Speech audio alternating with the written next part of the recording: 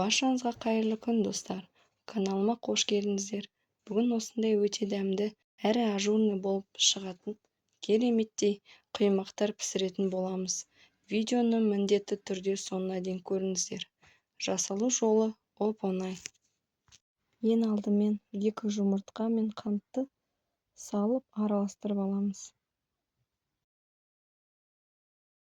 Және де май құямыз.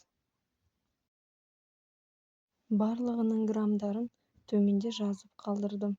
Сондай-ақ кішкене тұз салып, барлығын жақсылап араластырып аламыз. Барлығы жақсылап араласқаннан кейін сүт құямыз. Сүттің температурасы маңызды емес. Домашний сүт те бола береді. Жақсылап араластырып, үстінен електен өткізіп ұнымызды саламыз. Барлығын жақсылап араластырамыз. Осылай кішкене қоюлау болады. Барлығы араласқаннан кейін соңында қайнап тұрған ыстық кипятокты құямыз. Барлығын тағы да жақсылап біркелкі масса болғанға дейін араластырып аламыз.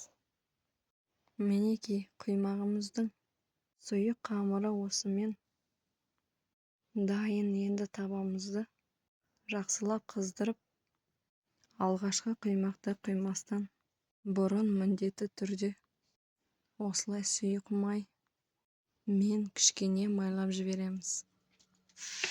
Одан кейін майлаудың қажеті жоқ.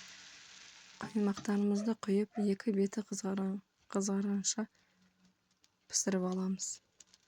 Міне құйып алғаннан кейін бетінде осындай тесіктер пайда бола бастайды. Шет-шетін осылай ашып алып, екінші бетіне аударамыз. Маған осылай аударған ыңғайлы. Лопаткамен аударсаңыз да болады. Мінекей осындай ажурный болып шығады. Дәл осы рецептпен дайындап көріңіздер. Тіркелуді ұмытпаңыздар. Сіздермен болған Нұргүл ас болсын.